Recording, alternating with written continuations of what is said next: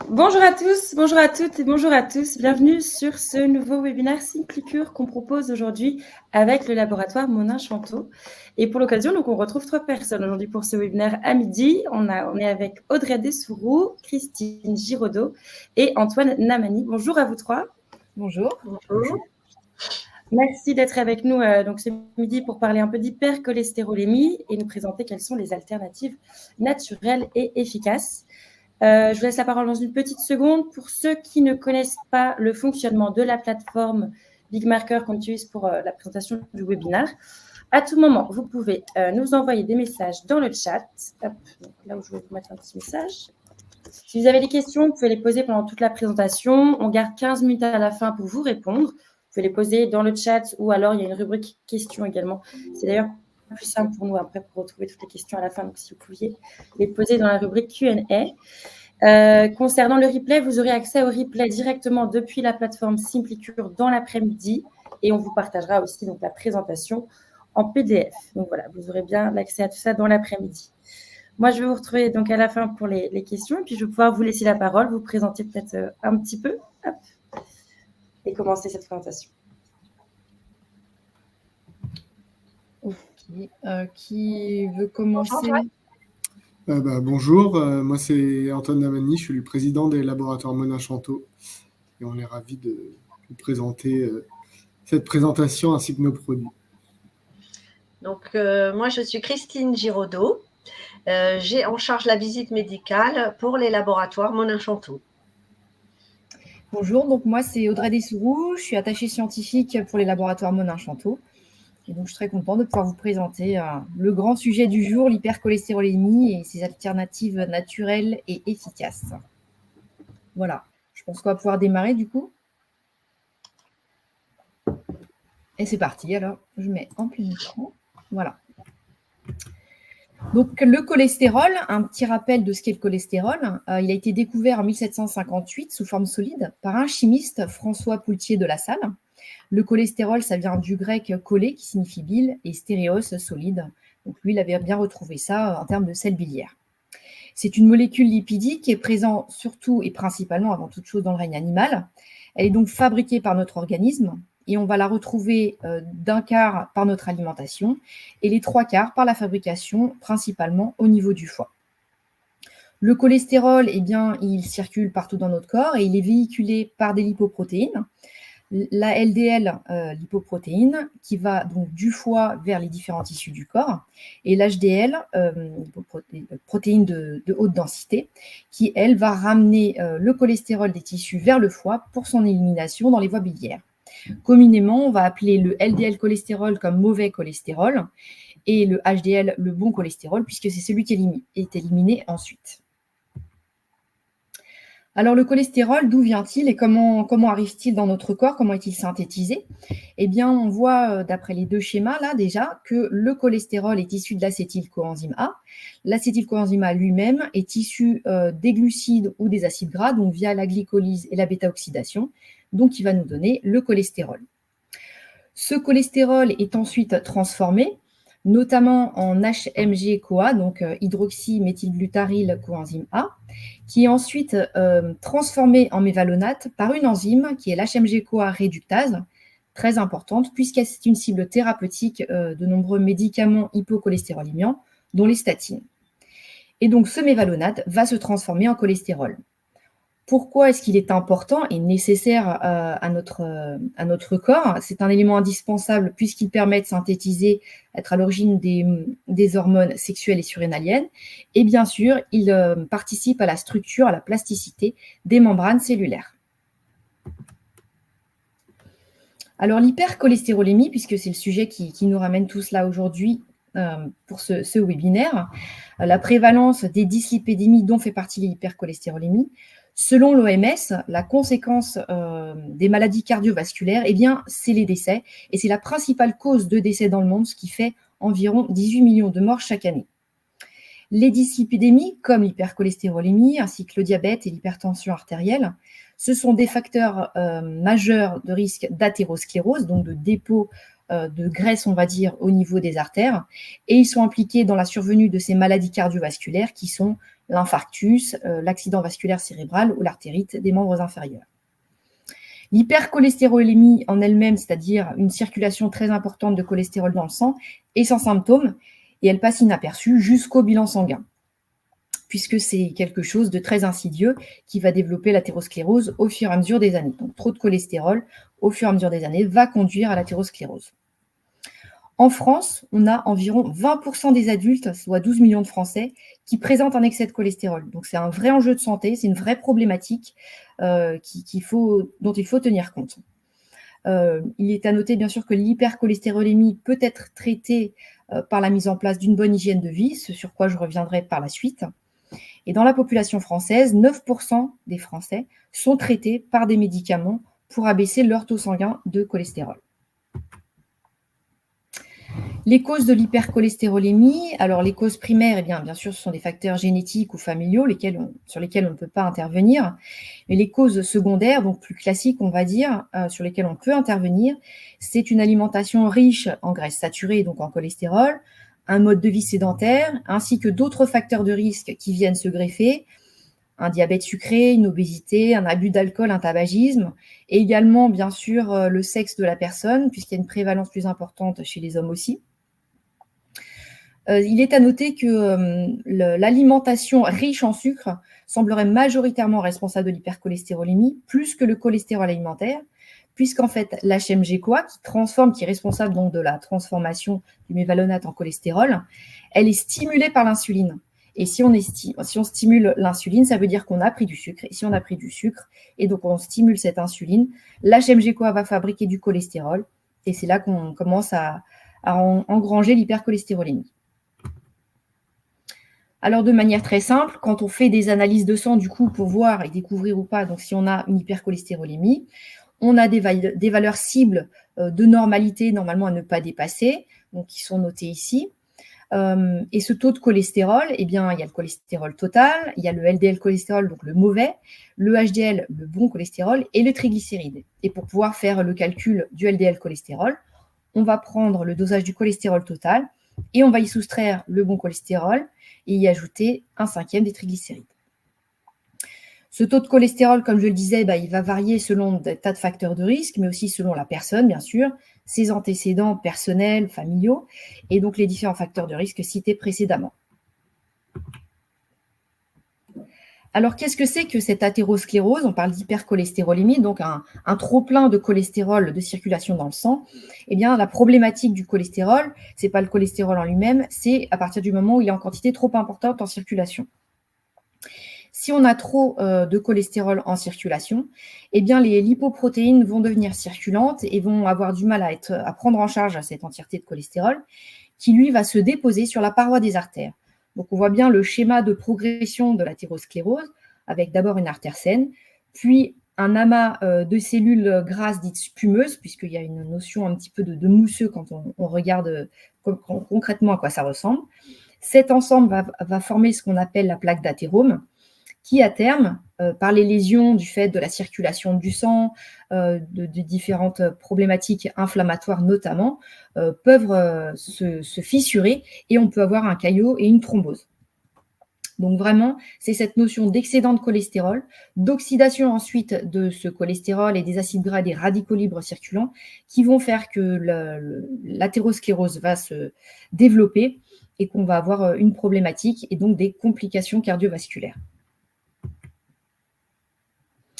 Les conséquences, je vous les ai citées avant. Si on a une obstruction, c'est-à-dire l'intérieur des artères, la lumière des artères qui diminue de plus en plus, le sang a beaucoup plus de mal à affluer vers les différents organes.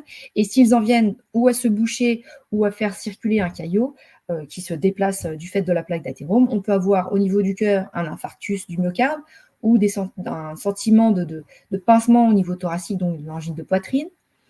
On peut avoir des AVC et également, on peut avoir de l'artérite au niveau des membres inférieurs qui seront donc mal irrigués et avec des douleurs et des difficultés à la marche. Les traitements, ce qui nous réunit aujourd'hui, c'est ça qui nous intéresse, c'est de traiter cette hypercholestérolémie. Et donc, ce qu'il faut faire en premier lieu et avant toute chose, c'est changer le style de vie. Il faut savoir que les adaptations alimentaires, dans un premier temps, c'est la première étape de traitement et ça peut baisser le cholestérol sanguin de 10 à 15%. Alors, qu'est-ce que ça signifie une alimentation saine, une modification de l'alimentation? Eh bien, par exemple, le régime méditerranéen, c'est vraiment le type de régime à adopter pour pouvoir favoriser le bon cholestérol et diminuer l'apport en mauvais cholestérol, issu donc soit des fromages gras, des viandes grasses, de la charcuterie et de toute alimentation transformée qu'on pourra retrouver. Également, l'exercice physique régulier est très important, on va revenir dessus, ainsi que l'arrêt du tabac. Donc, dans les 3 cas, les personnes qui sont sujettes à une hypercholestérolémie vont d'abord et avant toute chose devoir changer leur style de vie pour améliorer les conditions et peut-être améliorer leur cholestérolémie totale. Dans un deuxième temps, par voie médicamenteuse, eh bien, un médecin peut prescrire des médicaments type statine, des fibrates, des inhibiteurs de PCSK9. Et il existe également des alternatives naturelles dont on va parler aujourd'hui. Alors, petit zoom sur le régime méditerranéen.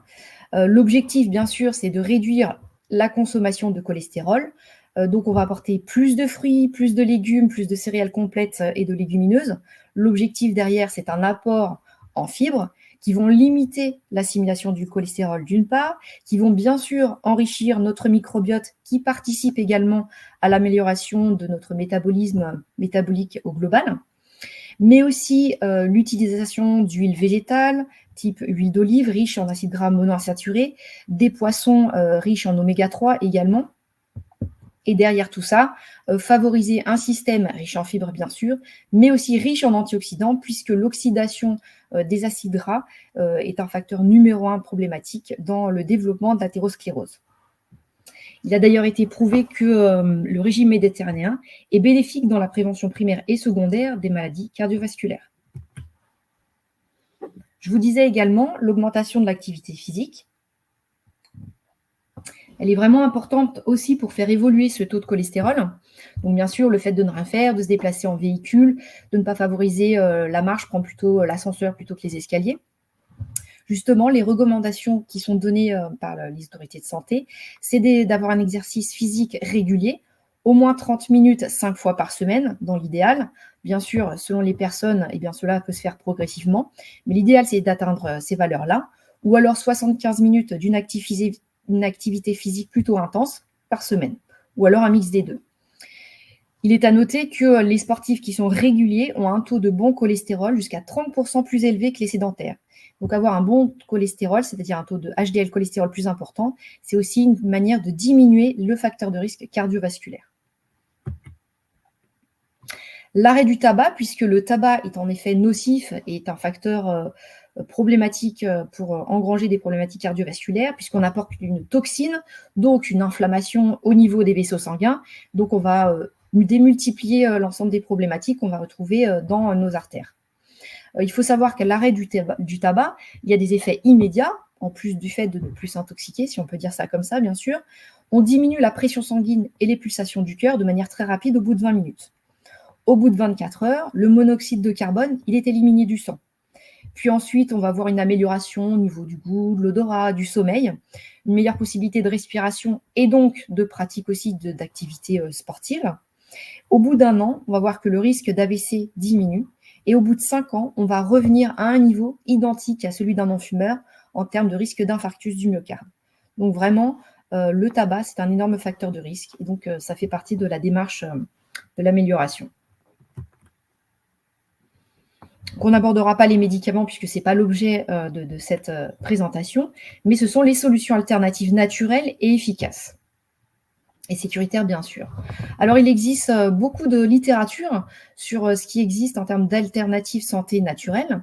Il y a notamment les phytostérols, issus principalement des huiles végétales, qui vont diminuer l'absorption du cholestérol au niveau intestinal, puisqu'en fait, comme vous voyez sur le petit schéma à droite, la molécule de cholestérol et les phytostérols ont une configuration phytochimique assez proche. Et donc, il va y avoir un système de feinte au niveau digestif qui va permettre l'élimination donc, du cholestérol, on va dire, animal. Et donc, pendant ce temps-là, les phytostérols font la feinte et sont ensuite éliminés. Également, on peut avoir des extraits de plantes comme des extraits d'artichaut, des extraits d'ail ou de bergamote qui ont montré une efficacité en ayant une action hépatique, par exemple en favorisant la synthèse d'acide biliaire, puisqu'on a bien vu que c'était au niveau du foie que démarrait la synthèse du cholestérol. Hein. Donc, c'est important de travailler au niveau du foie. Également, l'absorption du cholestérol, ça va aussi baisser le LDL et augmenter le HDL. Donc, il y a pas mal de littérature là-dessus. Les oméga 3, comme on l'a vu dans le régime méditerranéen, l'apport en poisson dits gras sont intéressants pour agir là-dessus. D'une part, parce que bien sûr, ils ont un effet anti-inflammatoire intéressant, mais aussi parce qu'ils vont permettre de baisser les triglycérides, qui sont donc des facteurs impactants dans l'hypercholestérolémie globale. Et puis, on va faire un zoom spécifique sur la levure de riz rouge, les polycosanols et un antioxydant spécifique, le coenzyme Q10, que je vais vous présenter ensuite. Alors, pourquoi utiliser des alternatives ? Eh bien, parfois, les praticiens de santé, comme les naturopathes, n'ont pas forcément des solutions et voudraient aussi agir et aider leur patientèle. Donc, en plus des règles d'hygiène de vie qui sont majeures, et ça, vous l'avez bien compris, les statines sont données par les médecins en première intention quand on va voir un médecin. Sauf que l'hypercholestérolémie avec les statines, des fois, ça a des effets secondaires comme des troubles digestifs, des maux de tête, de la fatigue, des vertiges et des crampes musculaires. Ce sont des choses qui, notamment, ont été reportées. Donc, il y a un intérêt d'accompagner son patient avec des solutions naturelles efficaces, bien sûr, et sécuritaires pour justement pallier à ces effets secondaires. Alors, la levure de riz rouge, titrée en monacolinca. Alors, qu'est-ce que c'est que la levure de riz rouge ? Eh bien, c'est utilisé normalement, au départ, comme colorant, comme rehausseur de goût dans diverses préparations asiatiques. Et en plus de ses usages culinaires, les Chinois lui attribuent des propriétés pour favoriser la bonne circulation du sang. Donc là, on comprend bien l'application que nous, on souhaite lui donner. Et aussi, elle est utilisée pour soulager l'indigestion et la diarrhée. On devrait plutôt l'appeler la levure rouge de riz, puisqu'en fait, c'est le résultat de la fermentation d'un riz blanc avec un champignon qui s'appelle Monascus purpureus, qui, lui, va donner la couleur rouge à cet ensemble. Cette levure en question va produire des monacolines, dont la monacolinca, qui est donc une statine naturelle, la lovastatine. Et cette lovastatine est la substance qui va être inhibitrice de l'HMG-CoA réductase, donc de l'enzyme responsable de la conversion du mévalonate en cholestérol. Donc l'objectif, c'est bien de diminuer la synthèse de cholestérol. La levure de riz rouge, naturellement riche en monacolines, peut avoir des teneurs variables. Donc c'est tout l'intérêt aussi d'avoir un extrait qui est titré et standardisé. Le mécanisme d'action, je vous en ai parlé précédemment, donc pour petit rappel, pour vous mettre bien le schéma en tête. La prise de monacolinca diminue la synthèse de cholestérol en inhibant l'HMG-CoA réductase. Alors, les études, la littérature sur la levure de riz rouge, elle est assez importante. Il y a une revue de la littérature récente de 2019 qui montre les points clés d'une supplémentation levure de riz rouge. Déjà, le premier point, c'est que c'est l'alternative naturelle la plus efficace recensée pour baisser le cholestérol. Elle permet une réduction de 15 à 25% de LDL cholestérol, selon les études, à raison d'une seule dose par jour, et les résultats, au bout de 6 à 8 semaines, commencent à être visibles. L'efficacité de la levure de riz rouge, elle est proportionnelle à sa concentration monacolinca.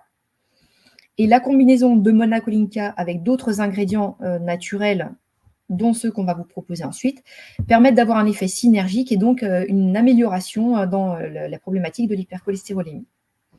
Et les études récentes confirment un profil de haute tolérance, notamment sur des valeurs plus faibles en monacolinca, c'est-à-dire entre de 3 à 10 mg. On a des effets minimes avec la monacolinca, donc cette statine naturelle, notamment des myalgies légères observées uniquement chez les patients les plus fragiles.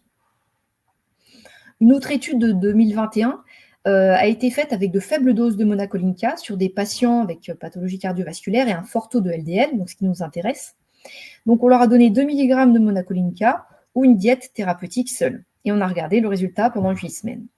Donc, dans le tableau des résultats ci-dessous, donc le p-value, ce sont les valeurs statistiques. Et quand on a une valeur inférieure à 0,05, ça veut dire que la différence entre notre groupe qui a mangé la diète et celle qui a pris la levure de riz rouge, elle est significative. Eh bien, c'est le cas pour le delta-TC, donc le cholestérol total. On a des valeurs significatives et on a un abaissement beaucoup plus important avec la levure de riz rouge. Pareil pour le delta-LDC, donc c'est le cholestérol LDL. On a des valeurs significatives d'abaissement du cholestérol dans le groupe traité à la levure de riz rouge. Cette étude donc a montré une baisse significative sur le cholestérol total, le LDL cholestérol, et pas d'effet secondaire sur les muscles, le foie ou la fonction rénale, en tout cas dans la population étudiée dans cette étude. En termes de précautions d'emploi, la levure de riz rouge, donc, elle est connue depuis très longtemps. Elle a fait l'objet de beaucoup d'observations et donc elle ne doit pas être consommée, notamment dans différentes populations, dont les femmes enceintes ou allaitantes, les enfants de moins de 18 ans, les adultes de plus de 70 ans. Un avis médical est fortement conseillé avant toute prise, puisqu'on agit sur l'HDL cholestérol, le LDL cholestérol et potentiellement le HDL aussi d'ailleurs. Il n'est pas à consommer chez les patients avec des troubles hépatiques, rénaux, musculaires ou sous traitement hypocholestérolémiant, ni les personnes qui sont intolérants aux statines. Ça ne doit pas être consommé s'il y a d'autres produits contenant déjà de la levure de riz rouge dans la prise alimentaire de la personne. Et la dose à ne pas dépasser en monacolinca, elle doit être inférieure à 3 mg, selon les recommandations de la législation pour les compléments alimentaires. Les polycosanols, alors là, c'est le deuxième ingrédient vraiment intéressant aussi. Donc, les polycosanols, ce sont des alcools gras à longue chaîne de carbone, donc comme représenté à droite. Ils sont issus notamment de la matière cireuse de la canne à sucre, donc Saccharum officinarum, ils sont en latin. Et ces molécules-là ont été découvertes dans les années 90 par des chercheurs cubains qui ont montré que les polycosanols de canne à sucre en particulier pouvaient réduire le cholestérol. Donc, une vraie application. Au niveau de son mécanisme d'action, eh bien, on voit ici par le petit schéma à droite toutes les activités mécanistiques sur lesquelles les polycosanols vont agir. Notamment via l'activation de la MPK, on voit que le polycosanol va inhiber l'HMG-CoA de nouveau. Donc, elle va avoir un effet statin-like, on va dire, comme la levure de riz rouge vue précédemment. Donc, elle est intéressante puisqu'elle va avoir un effet hypocholestérolémien aussi. Elle a d'autres effets, notamment celui de diminuer donc, la synthèse de cholestérol par d'autres voies métaboliques également. Elle va agir aussi en inhibant la voie P38 MAP kinase et va agir sur tous les phénomènes oxydatifs. Donc, elle va avoir un rôle antioxydant et de protection sur la peroxydation lipidique intéressant. Et par ailleurs aussi, il a été montré que les polyconazoles amélioraient la sensibilité à l'insuline. Et on l'a vu, le diabète est un autre des facteurs de risque cardiovasculaire.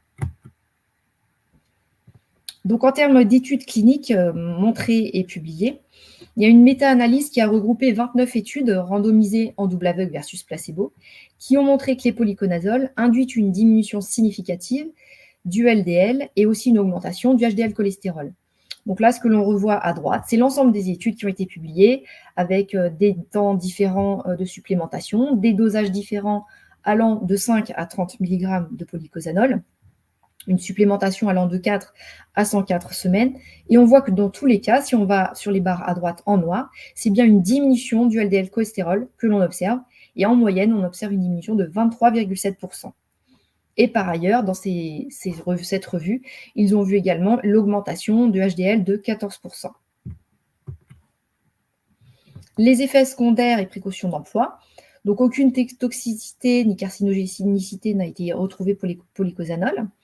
Les effets secondaires sont très faibles chez l'homme, donc une sécurité d'emploi intéressante. La seule précaution d'emploi, c'est en cas de traitement antiplaquettaire.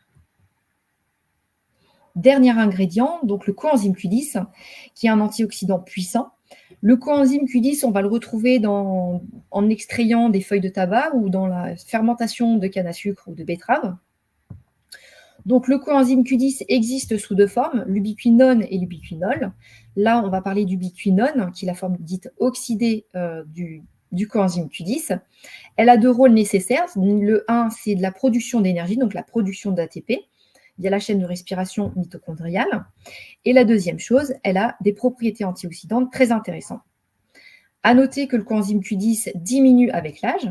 On voit sur le petit schéma en bas que selon les différents organes, de toute façon, on a une diminution naturelle du coenzyme Q10, donc du pool de Q10 dans le corps. Et on voit que le cœur est l'organe le plus touché sur la diminution de coenzyme Q10. Donc, on comprend déjà intellectuellement l'intérêt d'une supplémentation en Q10. Également, chez les personnes qui prennent des statines, il va y avoir une inhibition de cette synthèse de coenzyme Q10, donc on voit par le petit schéma. L'acétyl-CoA donne le mévalonate et cette inhibition va entraîner une inhibition de la synthèse du cholestérol qui nous intéresse, mais aussi du coenzyme Q10. La problématique d'avoir moins de coenzyme Q10, c'est des douleurs musculaires, des crampes et une faiblesse donc, musculaire squelettique et cardiaque. Les mécanismes d'action, donc dans ce schéma très global, le Q en rouge montre en fait tous les endroits sur lesquels le coenzyme Q10 peut agir. Donc tout en haut, sa capacité antioxydante, en diminuant le stress oxydant les espèces réactives de l'oxygène. Et en bas, la production d'ATP, donc d'énergie, qui va minimiser les problématiques donc, de dysfonction contractile vues précédemment. Au niveau des études, alors la plupart des études cliniques réalisées sur les coenzymes, c'est de 100 à 150 mg par jour. Et il y a une revue récente de 2023 qui a donc recensé toutes les études qui étaient faites sur le coenzyme Q10 ubiquinone et ubiquinol, forme réduite, ubiquinone, forme oxydée. Ces études, elles étaient de 1993 à 2023. Et là, le petit schéma montre en fait le nombre de publications et d'études cliniques qui ont été faites sur l'ubiquinone, qui nous intéresse, le coenzyme Q10. Donc depuis, on a environ plus d'une soixantaine de publications qui montrent une efficacité avec le coenzyme Q10 versus l'ubiquinol, le CoQH2, qui lui n'a que 5 études à date qui ont montré une efficacité.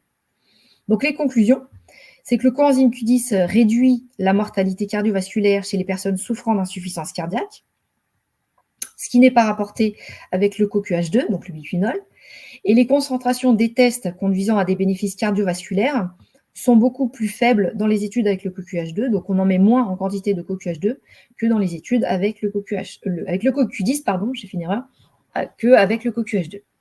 Donc les auteurs recommandent bien sûr l'utilisation d'ubiquinone, le CoQH10, au lieu de CoQH2 pour traiter et prévenir les maladies cardiovasculaires chez les personnes souffrant d'insuffisance cardiaque.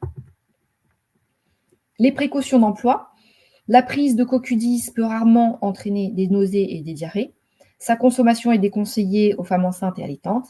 Et un avis médical est recommandé chez les personnes qui sont diabétiques ou qui sont sous traitement anticoagulant. Alors, ces 3 ingrédients-là que je vous ai présentés, donc, ce sont des alternatives naturelles et sécuritaires. On va les retrouver dans les 2 produits donc, des laboratoires Monarch-Chanteau, dans le produit Tempérol et le produit Tempérol Fort.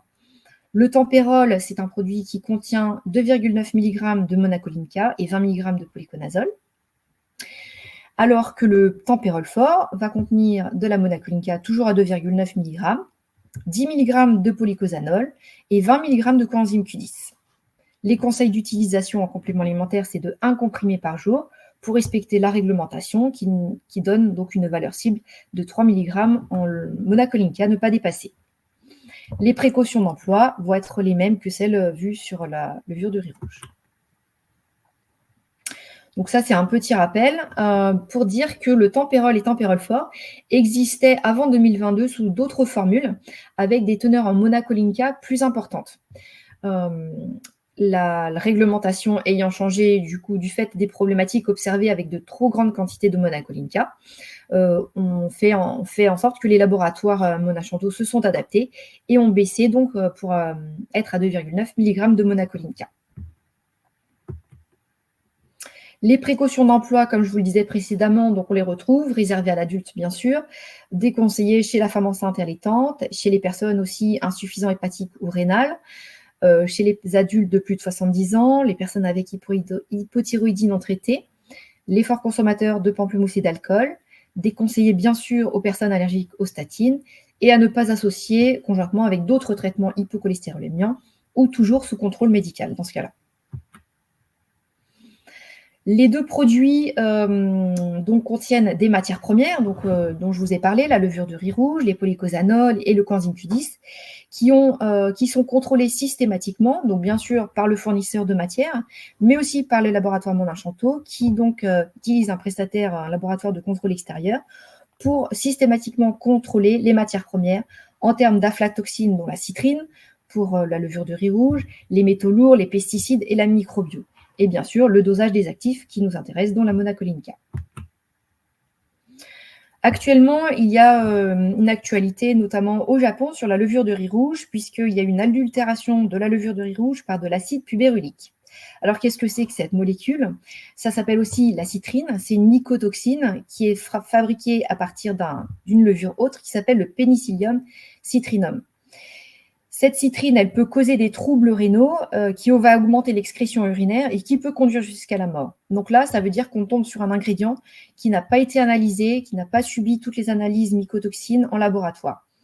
La monacolinca n'a rien à voir puisque donc c'est une molécule produite par la levure de riz rouge, Monascus purpureus, que l'on retrouve dans nos produits. Donc pour preuve, nous, à réception du bulletin d'analyse du fournisseur, on regarde systématiquement, bien sûr, l'ensemble des valeurs, la citrine, les mycotoxines, les métaux lourds, etc. Ensuite, on renvoie les matières, les échantillons de matière à un laboratoire extérieur pour analyse, pour vérifier la conformité de ce bulletin d'analyse, toujours sur les valeurs mycotoxines, citrine, etc. Et également un autre laboratoire pour faire le dosage des actifs qui nous intéressent. Chose intéressante, avant 2022, les laboratoires Monachanto avaient fait une étude observationnelle avec 114 médecins exerçant sur le territoire français pour voir les effets justement concrets du tempérol et du tempérol fort sur les différents critères de cholestérol total, HDL, LDL cholestérol et triglycérides. Les critères d'inclusion, c'était d'avoir une hypercholestérolémie, des triglycérides inférieurs à 4,52 mmol par litre, avec ou sans facteur de risque associé. Et la posologie était bien sûr selon le patient et selon le médecin. Donc on a 408 patients qui ont participé à cette étude. Les résultats observationnels donc, de cette étude ont permis de montrer qu'il y avait une baisse moyenne de 17,4%, 5% pardon, du cholestérol total, une baisse du LDL cholestérol qui nous intéresse de 23,15%, une augmentation légère mais significative de 2,70%, et une baisse également des triglycérides de moins 14%. 97,3% des cas de prise des deux produits ont été bien tolérés sans aucun effet indésirable. Et seulement 8 cas parmi les 408 personnes ont observé quelques troubles digestifs et un cas de crampe musculaire. Donc on voit bien que l'intérêt, en tout cas dans cette étude, d'une innocuité et d'une efficacité d'utilisation de ces produits et d'une synergie aussi des actifs. À titre comparatif, on a voulu voir justement, d'après cette étude qui avait été faite, d'études d'observation, ce qu'il y avait dans la littérature de manière globale avec 10 mg de monacolinca, puis une valeur plus faible comme initialement dans les produits Monachanto. Et on voit ensuite l'association, nous, de mettre polycosanol avec monacolinca et on obtient des valeurs d'abaissement du cholestérol, d'amélioration du profil lipidique équivalent à 10 mg de monacoline. Donc, on comprend bien l'intérêt de la synergie de ces actifs, baisse du cholestérol total, baisse du LDL, baisse des triglycérides et action très importante antioxydante et cardioprotectrice avec une bonne tolérance. Je vous remercie et je vais laisser la parole à Christine. Merci Audrey. Donc, en quelques mots, pour vous présenter les laboratoires Monachanto, ils existent depuis 1935.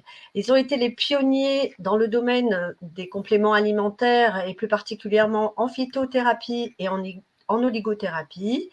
Ils commercialisent des produits qui sont fabriqués en France et qui intègrent les dernières innovations technologiques. C'est plus de 10 000 médecins en France qui soutiennent l'expertise médicale des laboratoires.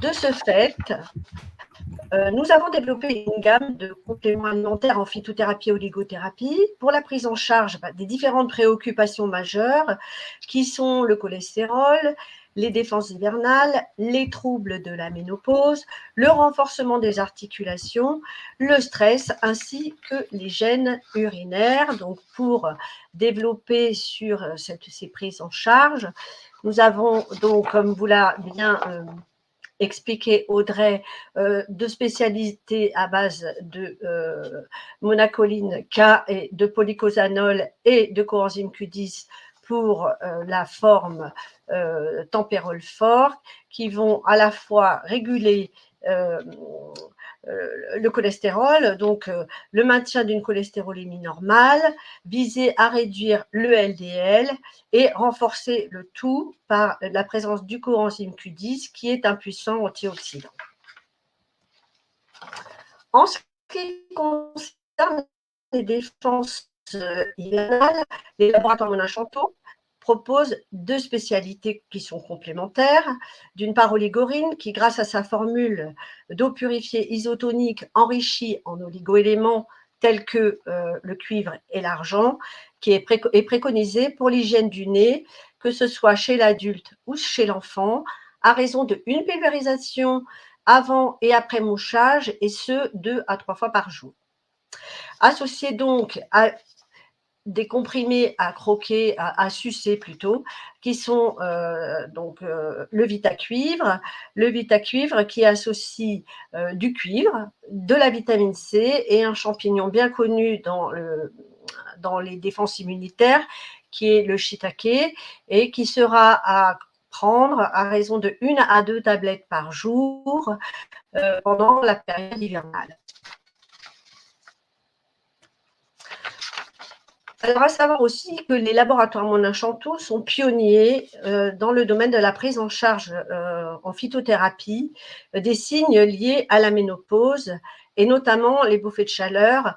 C'est vrai que le laboratoire Monachanto s'est attaqué à ce domaine en phytothérapie dès les années 90.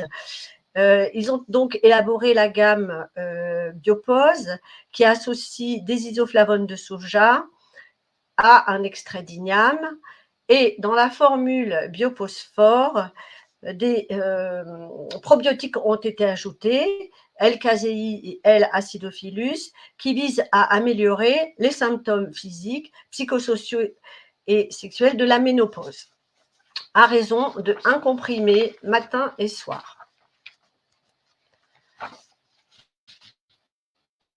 Pour une prise en charge efficace du stress et des états de fatigue qui sont liés, les laboratoires Monachanto commercialisent une spécialité efficace à base de Rhodiola rosea, qui est la référence dans ce domaine, à base de glycérophosphate de magnésium, qui est un magnésium hautement assimilable, qui assure une bonne tolérance digestive, et de vitamine B6. Là, donc à prendre à raison de 2 à capsules par jour, et donc il s'agit là de Neuradact. Pour ce qui est de la prise en charge du capital osseux, notamment dans la prévention de l'ostéoporose, grâce à une spécialité comme Natos, qui est originale par sa formule, parce que complète, qui contient donc de la vitamine K2, de la vitamine D3, de la vitamine C, du sélénium et du calcium. Nous allons efficacement renforcer la solidité de l'ossature. Enfin, pour le confort urinaire, les laboratoires Monachanto proposent 2 spécialités à base toutes 2 de cranberry. Alors, le Préciste simple, qui est à base de cranberry et de probiotiques, qui vont avoir une action pour surtout à viser du traitement de fond de la prise en charge des cystites, notamment pour les personnes qui ont des cystites à répétition, et une formule qui est Préciste Flash, qui va plus précisément avoir une action sur la prise en charge des crises, notamment des cystites en aigu, à base donc toujours de cranberry, mais aussi de busserole, qui a montré des propriétés diurétiques, antiseptiques et anti-inflammatoires. Donc, pour la forme Précise, c'est 1 gélule matin et soir, et pour la forme Précise Flash, c'est 2 gélules 2 à 3 fois par jour. Voilà, j'en ai fini pour ma partie.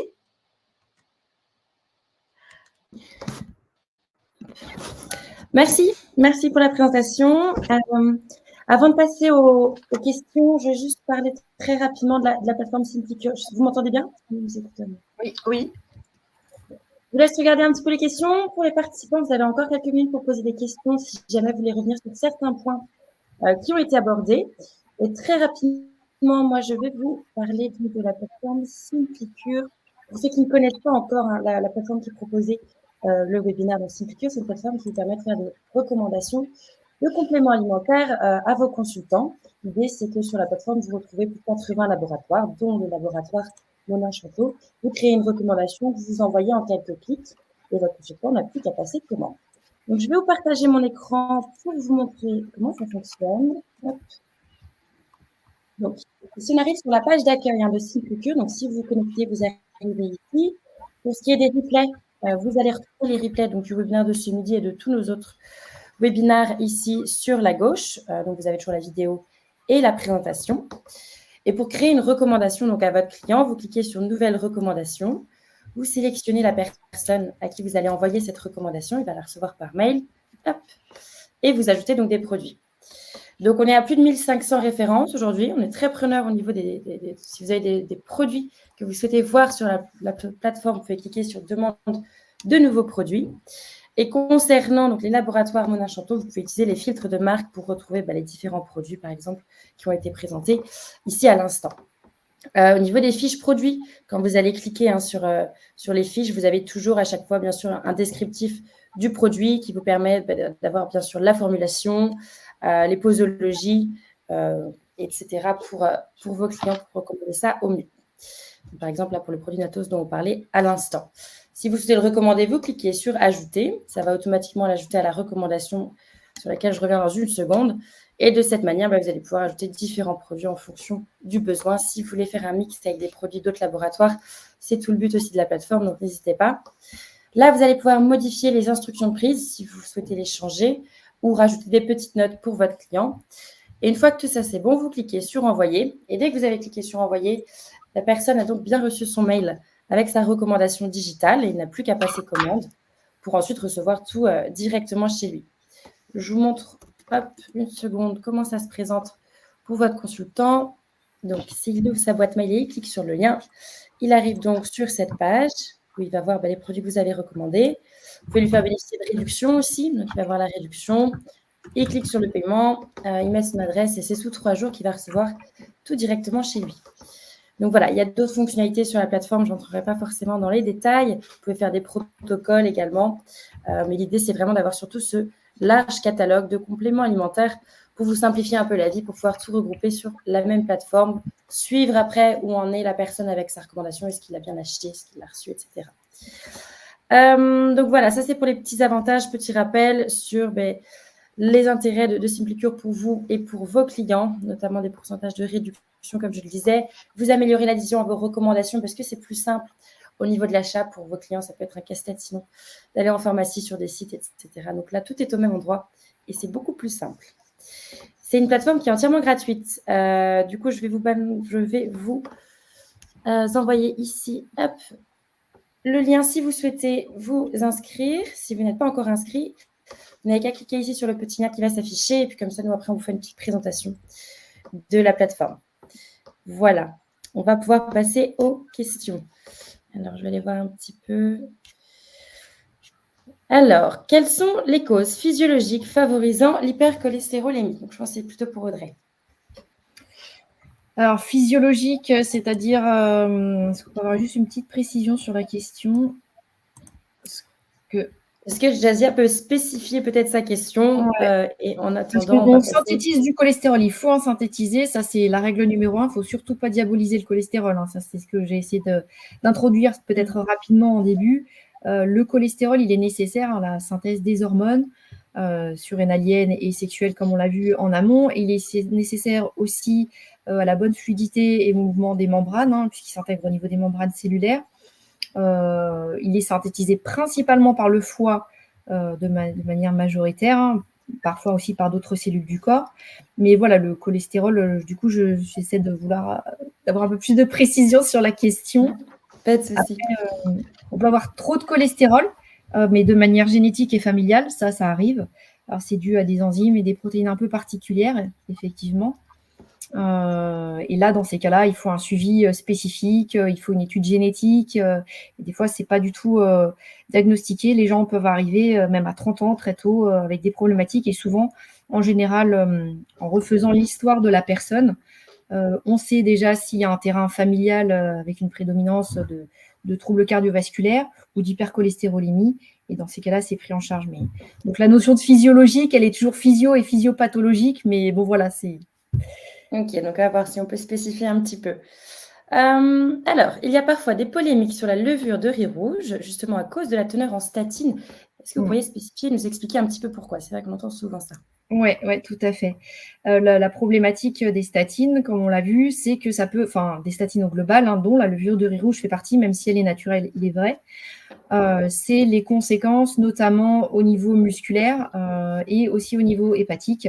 Ça augmente les enzymes hépatiques. Donc ça, c'est problématique, mais c'est problématique à partir du moment où c'est utilisé seul, à des doses très fortes. En général, quand on parle de statine, on parle de médecin et donc d'un suivi associé avec des dosages associés. C'est pas fait à la volée. Là, on est sur un complément alimentaire, donc évidemment, on a un cadre réglementaire, mais qui dit réglementaire dit nutri-vigilance aussi derrière.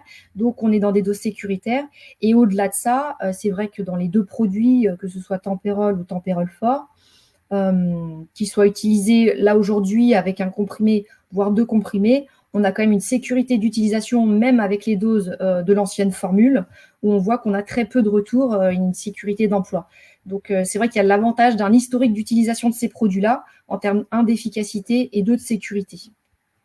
Ok, très bien. Donc, la levure de riz rouge, c'est aussi une histoire de dose. Et là, on a quand même une synergie d'actifs aussi qui vont aider dans ce sens.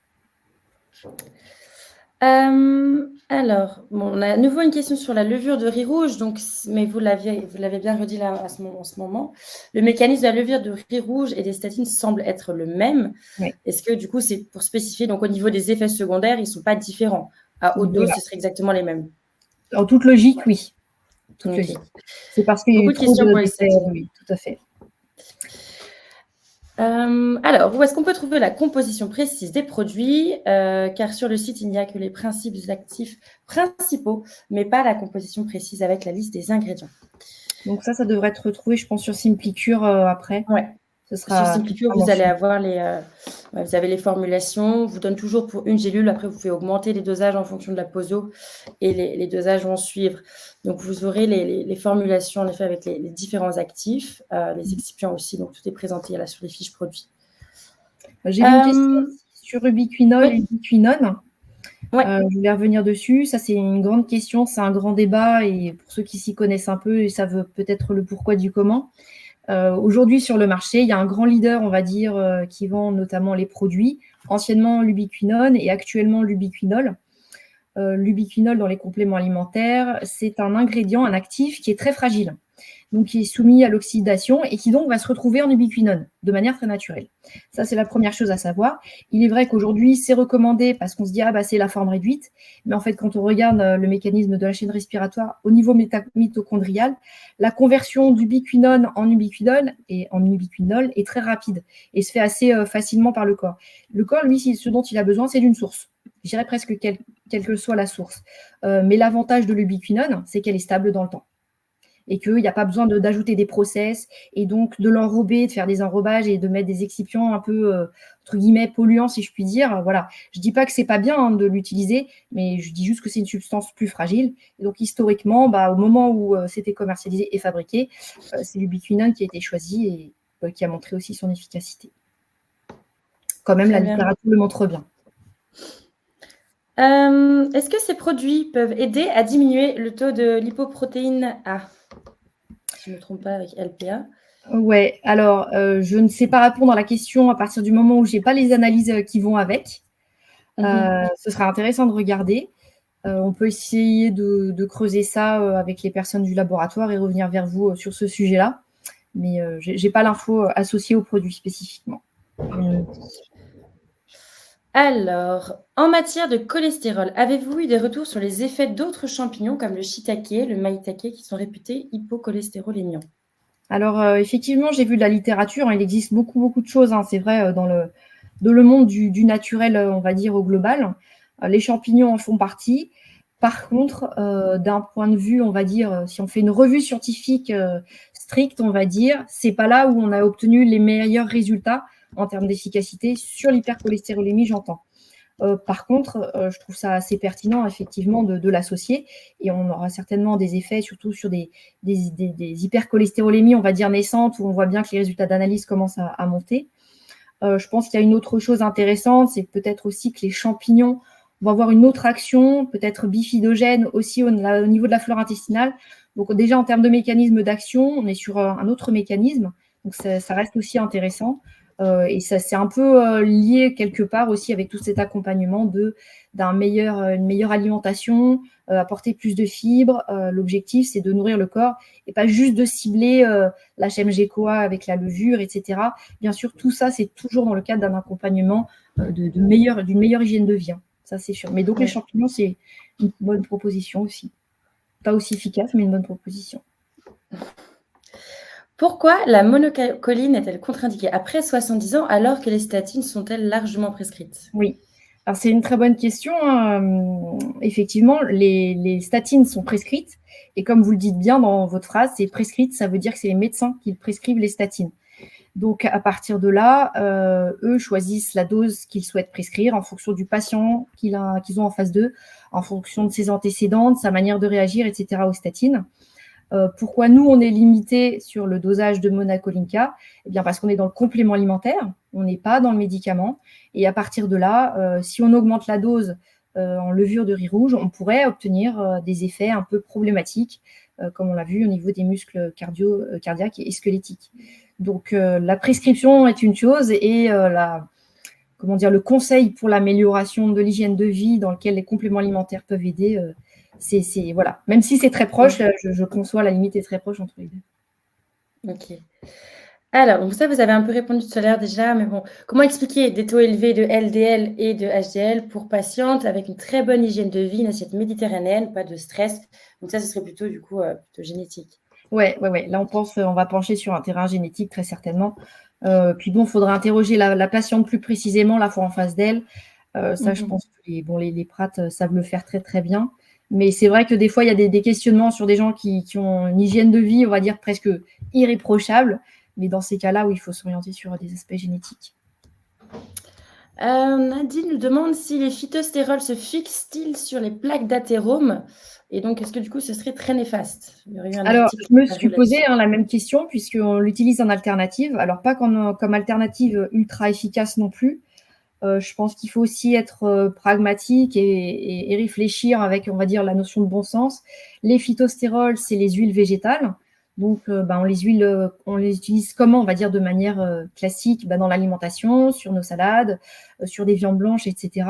En assaisonnement finalement et pas en surdosage, je dirais. Donc, si on apporte trop de graisse, faut être juste aussi, c'est pas non plus une bonne idée. Cette notion de phytostérol qui pourrait remplacer le cholestérol et contribuer à la plaque d'athérome, j'ai des doutes là-dessus. Je me suis renseignée, j'ai essayé de trouver de la littérature. Je suis preneuse pour voir des articles dans ce sens, si jamais il y a d'ailleurs. Mais j'ai pas vu de choses qui allaient, on va dire, dans un sens négatif. Mais c'est vrai que, en toute logique, voilà, tout est une histoire d'équilibre. Toujours. Toujours. Donc, on a à nouveau des questions sur la levure de riz rouge. Est-ce qu'elle pourrait être recommandée en cas d'hypercholestérolémie familiale? C'est une bonne question, sous réserve qu'il y ait un dérèglement au niveau de l'HMG-CoA.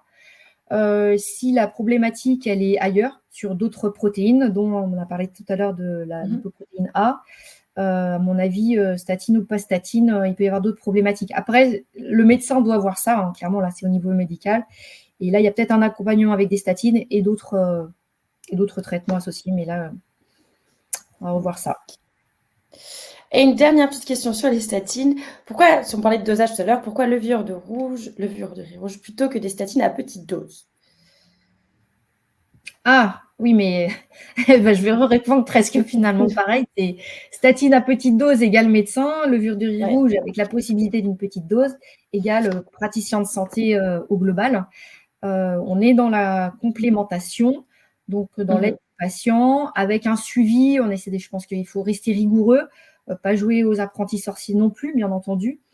On va voir si la personne le tolère et assurer un suivi régulier là-dessus. Mais non, statine égale médicament. Levure de riz rouge, oui, médicament, mais dans la mesure où on est sur des doses inférieures à 3 mg, on est sur une dose sécuritaire où il n'y a pas cette problématique d'effets secondaires, ou en tout cas pas chez les patients de manière générale. Il peut exister des patients sensibles, bien sûr, aux statines, et là, c'est encore autre chose. Mais donc, tout l'intérêt du bon questionnement aussi de la personne qu'on a en face de soi, du patient qu'on a en face de soi.